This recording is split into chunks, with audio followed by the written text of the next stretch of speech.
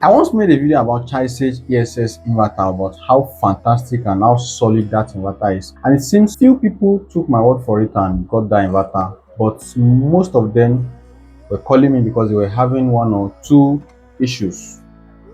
Software issue, not hardware. Okay, the thing with this inverter is that the default setting is close to unusable. Like the inverter, if you want to use it, you have to navigate through every page of every setting to set everything you need to get the most out of this inverter. Even if you not do it, you might not be getting the most, but still, even the least, you still won't be getting, because it will not give you what you want. So in this video, I want to try and help out. The video is going to be segmented in two sections. The first section is going to be the physical attribute of this inverter, which I've talked about before in my previous video, but for the sake of those that did not see that video, I'm going to brief it here and we'll talk about the features. While the second section is going to be the software, how to set everything that needs to be set, the smart load, the cell to grid, even though we are not using cell to grid. But just in case you are not in Nigeria, you are outside Nigeria, we are going to do everything together. So first, let's start with unboxing of this inverter and see what we've got.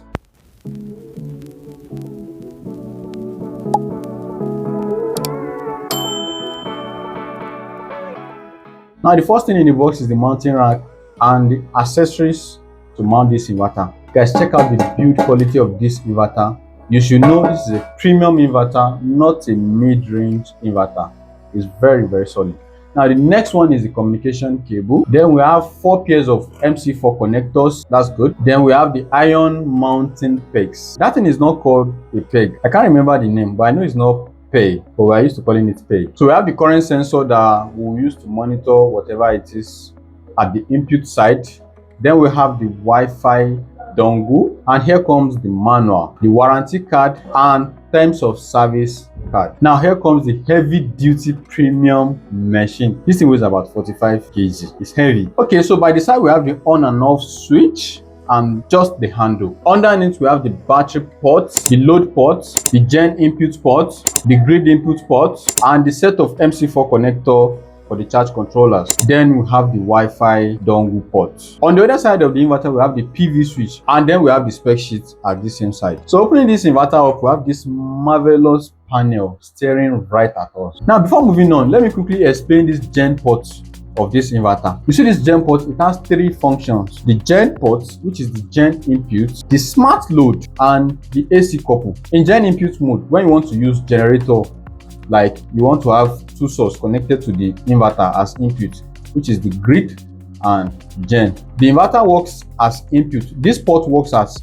input at gen input mode. At smart load mode, this gen port works as output. Then at AC couple mode, this gen port also works as input. So it has 3 functions. Now, whichever function you want to choose, it depends on whatever you pick in the setting, which we'll get to that just soon enough now. So let's quickly look at the spec sheet of this inverter before we jump right into the software settings of this inverter. The PV is 500 volts maximum for this 10 kilowatt. This is 10 kilowatt model. The 14 kilowatt is 700 to 800 volts. The MPPT tracking is from 150 volts to 425 volts. So you need to do your best to make sure your setup runs in this range. The PV input current, since it has 2 charge controllers, each of them is 26 amps. The PV power is 15 kilowatt. The inverter is 10 kilowatt, but the PV input is 15 kilowatt, which is about how many percent higher than the capacity of the inverter.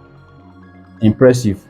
That's not something that we are not expecting from a premium inverter like this. The AC parameter is 220 volts, 50 hours, 60 hours, and the input current is 43.5 amps from the grid. The surge power of this inverter is 20 kilowatt for 10 seconds, which is double of the inverter capacity. And it has IP65 protection, which means you can install this inverter outside without any problem. Now let's dive into the second section, which is the software part of this inverter. Alright, so we are turning on the inverter now. It's on now, but it's not inverting yet. So it's inverting now. The indicator is on, the normal and the AC indicator. So let's start with the setting. So we'll go to settings, then we'll go to professional setting. Let's start with professional setting. We have about 5 modes here. So the first one is sell first. In this mode, the setting allows the inverter to sell excess this power back to the grid. And when the solar generation and battery energy cannot meet the power consumption of the load, the power grid will be used as supplementary. This mode is basically to sell whatever it is you want to sell back to the grid. Then you get it back when you don't have enough power in your system, like your battery bank. We don't need that. The next one is 0x to grid, which is mostly the one we'll be using. So in this mode, the inverter only supplies the power connected to the load, and it will also charge battery. The solar cell, we have two, we don't really need that. 0x to CT. Also in this mode, the inverter supplies power to the load and provide power to home load. So I think in this mode, it doesn't charge battery. Now the last one is, okay, that's that with those mode. Now right here in this corner, you can see grid charge enable and gen charge enable. We need to enable these two. So I'll tick the box. Then I have to set it. Okay, before I set it, we have parallel unit total number. So this is the total of inverter you are connecting in parallel. If you have 5 inverters, then this place is going to be 0.5. So, but for now we have just one. And then the address, this is the address of each inverter. The address has to be set in odd number. The first inverter address is going to be 1. The next inverter address is going to be 3. The next one is going to be 5, 7, 9, 11, and that's how it goes on. So if I have 5 inverter in parallel, this one that is the master is going to be 1. The slave 1 is going to be address number 3. The slave 2 is going to be address number 505. So that's how it goes on. And then when we set everything, then we set the password is 8 in 6 places. So you can see password correct. So I'll exit. Then this one too, I'll also set it. Then I'll exit. So we are done with professional setting. Now the next one is we are going to go to battery setting. So we'll go back. This is battery setting. If you look at battery setting has, I think, 3 pages. So this is page 1. You can see battery setting 1. So if I scroll, this is battery setting 2, battery setting 3. So battery setting has 3 pages. So let's start with page 1. Right here, we have the battery mode. So if you want to select lithium, you select lithium. If you are using this mode, your communication must be there. Once the communication is not communicating with your inverter, it will bring alarm code. So user bat is your user defined. Now, what do we have here? Battery volts max, which is the maximum you want your battery to charge to. Battery volts minimum, which is the minimum cutoff that you want your battery to be cutting off. Max charge current, the maximum charging current you want your battery to be charging with. I can set it to whatever I like. Max discharge current, the maximum discharge current. So battery capacity, I'm just going to put this one at 999. Because that's the highest it can go. That's just the base. If you are using 200 amps, you can just put it there, 200 amps. If you are using 300 amps, you put it there, 300 amps. It's to tell the inverter the capacity of your battery bank. So if I have 10 kilowatts, maybe 4, the total of my battery cap AH is going to be 800. Okay, so we have shutdown here, low battery V, restart V, and whatever. This is for inverting mode. This one is more like discharge and charge mode with solar. So this one is basically purely for inverting mode. So if you are using the user bat, then you use this place. Your shutdown, you set it 46.4. Your low battery V 47.6. Your low battery V is where the alarm starts beeping. So restart voltage and equalization this. If you are using lithium, this is where you are going to set it. So shut down, your shutdown mode, your shutdown percentage, and your restart. So after we do that, you have to enable this battery act enable also. So this restart, both on this side and this side, it basically resumes the output of the inverter. So let me set this and let me set this. It's already set though. So let me move to battery setting 2. Now battery setting 2, if you are using lithium, then stop discharge SOC, AC charge SOC max. You are going to set those two. If you are using user battery, user defined, stop discharge voltage and AC charge V max. Stop discharge SOC is basically where your inverter stops discharging power, which is, let me say, 20%. But there is a catch here that because if I set this to 20 now, it doesn't set. There's something going on with this particular battery setting 2 page on the firmware of this inverter. So but they promise when I upgrade it, when I upgrade the firmware, the error will go 1 2 3 4 5 6. You can see it goes back to 97. 97, it has to be higher than 95, which it doesn't add up. So they said when I upgrade the firmware, it will be back to normal. Now the same thing on this side, but this side is the gen part. This is the gen part. So if you are using the gen, it's fine. You set the SOC stop discharge. It works on the gen part. I was able to set it to 80, but it's not working on this side. So let's go to battery setting 3. Okay, battery setting 3. This is time of use, which is to put the inverter to work in a certain period of time. So then we get to set the SOC that we want the inverter to work with. And if we don't want SOC, we can change it to battery V or battery power. So I get to set what percentage of power I want the inverter to be working in at a particular period of time, or I go to battery V, the particular voltage. So once it's below this voltage, it doesn't supply power at that particular set period of time. Then this grid charge and gen charge, whatever, if assuming I put this now to, if I put this now to power, so let's say I leave it at 10 kilowatts, whatever I'm using at that period of time, if the PV or if the battery is not able to supply what I'm using, the PV will come in and try to supplement for it. And if PV is also not enough to meet up with this 10,000, then if this grid charge or gen charge is enabled, as when we enable grid charge, the grid charge will come in and support so that I can get up to my 10,000 watts that I wanted. Or if it is gen charge that I enable, the gen charge will come and supplement it so that I can get enough power, So I'm just going to put this at SOC and leave it there, but I'm not really using it. So that's how with battery setting. Let's go back to AC setting now. Okay, this is it, grid setting. So the AC setting also has, I think, AC setting 2, AC setting 3 pages. So what is the first page talking about? Okay, so this is AC setting 1. So there's basically nothing new here. The grid frequency, the maximum frequency that you want the inverter to be operating in, and the minimum frequency, which is 47 Hz. The maximum voltage you want the inverter to operate in, and the minimum voltage 195, depending on how wide you want your range to be. So grid P max, which is to cap whatever it is you want to be fetching from your grid. This one is currently set to 12 kilowatts. Let me just bring it back to 10, since the inverter is 10 kilowatts, so I don't think you can go higher than 10 kilowatts.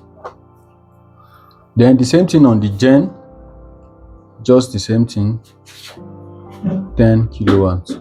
I can set it to 2 kilowatts, I can set it to 3 kilowatts. That's what I want to be pulling from the grid.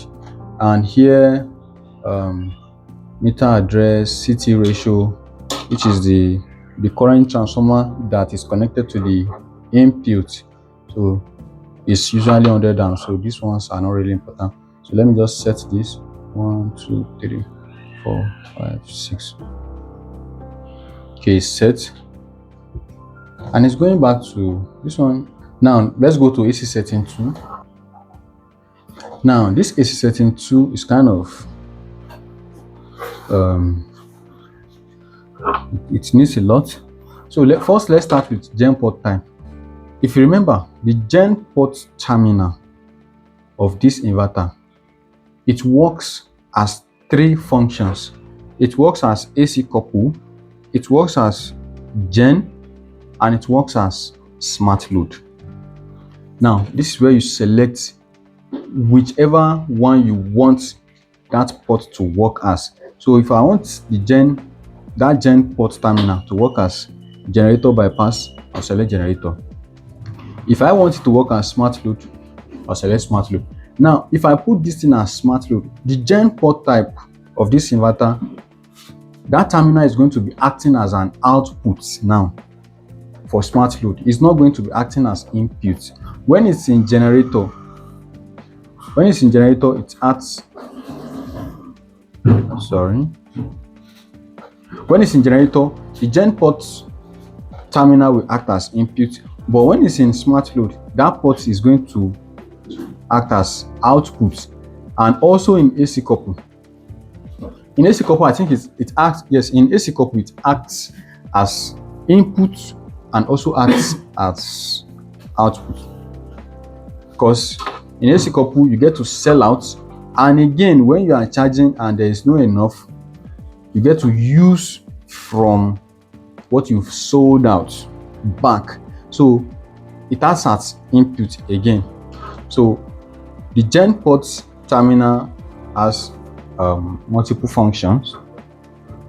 Now when we select, if you select generator here, the generator adjustment control wires must be connected to NO2 and COM2 of the inverter pin, and generator start control wire must be connected to NO1 and COM1 of the inverter terminal. These are these terminals. Hold on.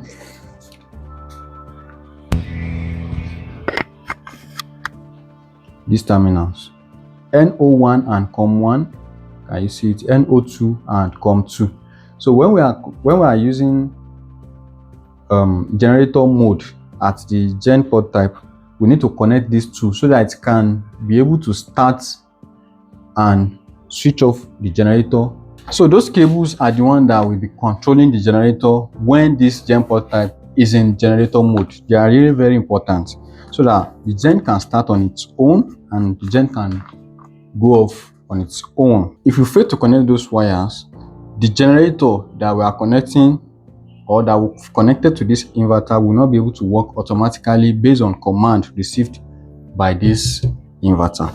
The smart load, you can see the smart load and AC couple. The off SOC, basically here, the off SOC, the inverter stops supplying the smart load at this SOC, while it starts supplying the smart load at this 95% SOC.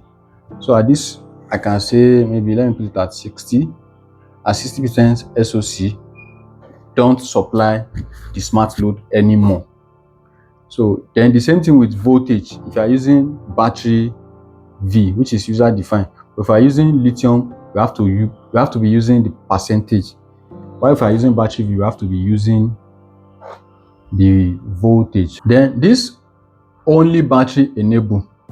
When the inverter is working, the inverter will always power the smart load. If I enable it, so if I enable it, when the inverter is working in inverter mode, it will always power the smart load. But if I disable it, when the inverter is working, it will not power the smart load. The on grid always on. When there is grid, the smart load will be powered also. If I disable it, when this inverter is on grid, the smart load will not be powered. So maybe let me just turn it on. Then this one, gen signal enable. This is to enable the external gen control to be able to power on or power off the external gen. So this one also needs to be on, provided we are using this gen port type as generator. If you are using it as smart load, there is no need. But if you are using it as generator, we have to enable it. So this one, there is nothing much here that we need to configure. So let's just skip it and let's go back. Our settings are saved. So this one is just the system setting. On the system setting, we have to set the date and time. That's very, very important. Now, here, battery share enable, we have to enable it. If your battery bank is more than one battery, it has to be enabled. The communication protocol that you are using, if you are using RS485 or CAN, you have to put it here. So RS485 or CAN. If you connect your BMS cable to the CAN port of your battery, you have to leave this as CAN. If you connect your BMS cable to the RS485 of your battery, you have to put this at RS485. The BMS port, you have to choose the communication protocol. It has a lot, I think it's about 10. So you choose whichever one, Pylon Tech or whatever, you choose whichever one. So battery pack, BMS address is the address of the battery you choose to use as master if you have more than one battery. So maybe it is your battery 1 address or battery 2 address or whichever. So that's what you put here. You make sure you set it. It will recognize which of your battery is the master among your battery bank. Battery pack is going to be set to 001, just one pack.